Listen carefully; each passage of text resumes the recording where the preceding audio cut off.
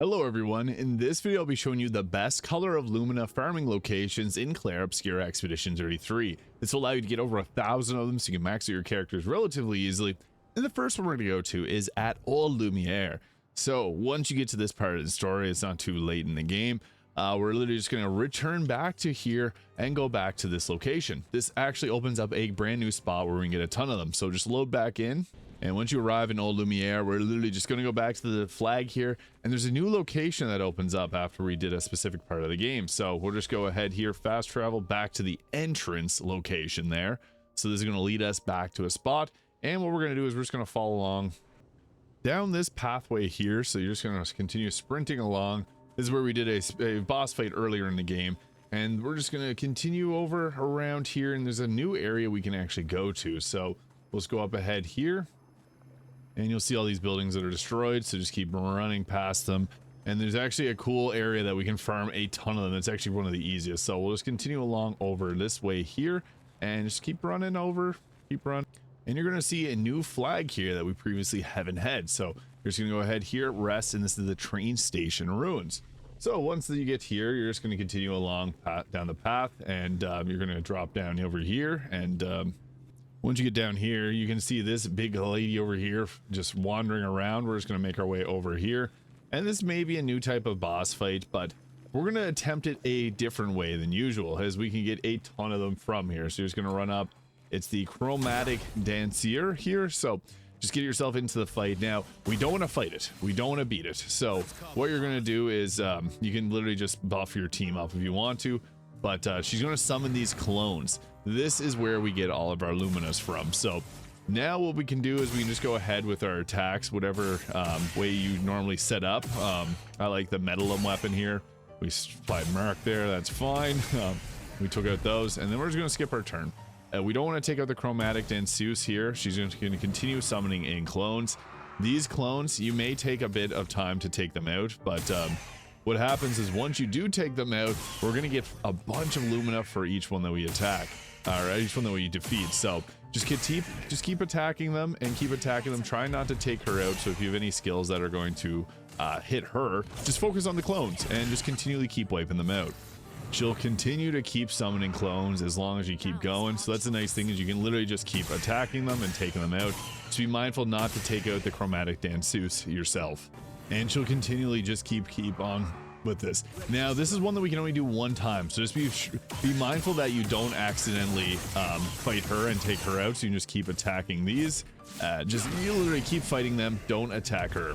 When she does her dance combo, just be sure to dodge it. Don't parry it, because yeah, you don't want to take her out by accident. It does attack really quickly like that, but literally just keep attacking her clones.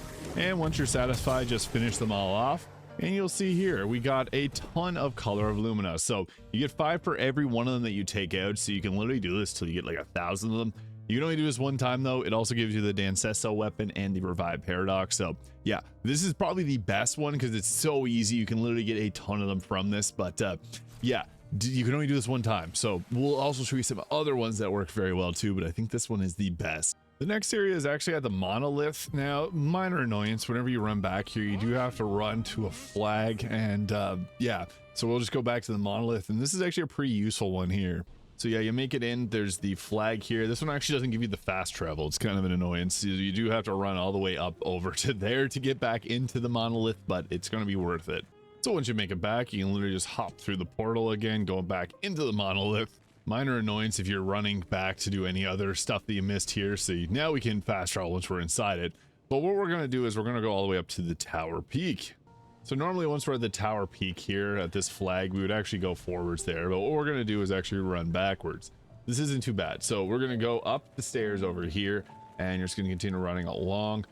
Just be mindful there are enemies up in this area, but we first got to make our way past them. What's cool about this is it endlessly refreshes. So we're just going to continue running all the way over here, and we're running past here actually, and we're just going to continue on.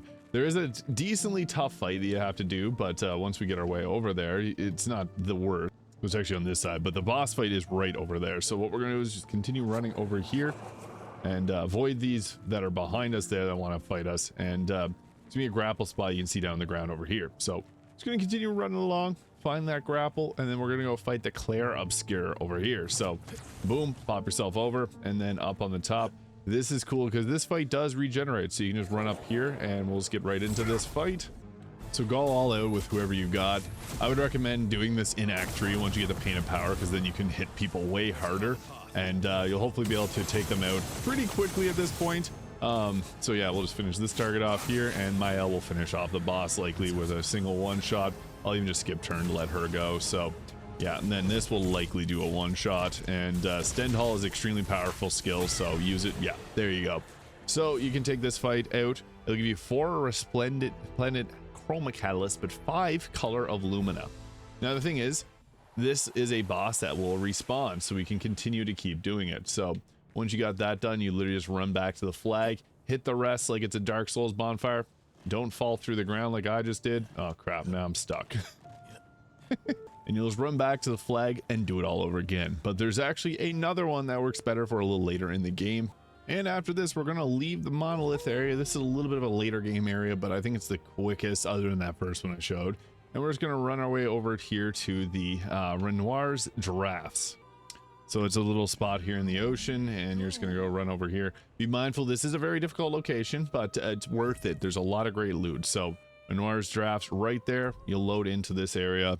And once we're in Renoir's Drafts, we want to go to the Golden Tree. So if you haven't explored here yet, I would just recommend exploring the area. Everything you fight is going to give you color of Lumina. So whenever we get around to this area, we're actually just going to run straight down here. There's a creation fight here that we can do. Now the thing is, if you got Mael, Stendhal will basically be able to one-shot this, so it makes it a whole lot easier.